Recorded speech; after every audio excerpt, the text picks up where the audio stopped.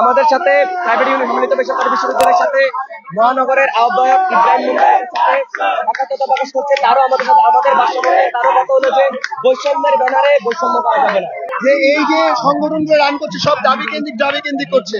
প্রাইভেটের পোলাপানরা এখন পর্যন্ত ফিল ধরে রাখছে। সাত কলেজ আছে, জাতীয় ইউনিভার্সিটি আছে, তারা এখন এখান থেকে বিলুপ্ত।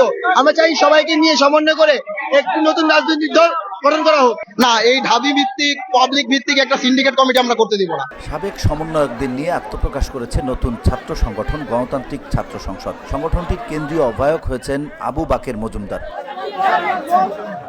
এছাড়া ছাত্র সংগঠনটির সদস্য সচিব হিসেবে জাহিদ হাসান, মুখ্য সংগঠক হিসেবে তাহমিদ আল মুদাসসির দায়িত্ব পেয়েছেন।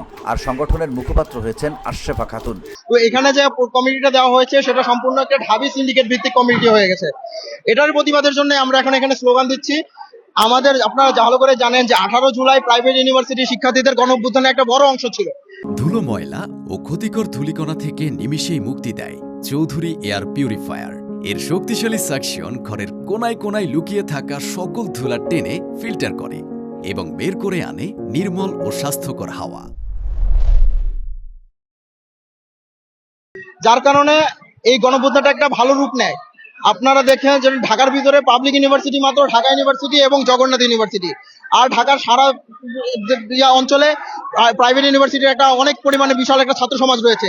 তাদেরকে পাশ কাটিয়ে একটা শুধুমাত্র পাবলিক সিন্ডিকেট মার্কা একটা কমিটি নির্ধারণ করা, এটা তো কখনো যুক্তিযুক্ত হয় না। বুধবার বিকেলে ঢাকা বিশ্ববিদ্যালয়ের মধুর ক্যান্টিনে এক সংবাদ সম্মেলনে আত্মপ্রকাশ করে এই ছাত্র সংগঠন।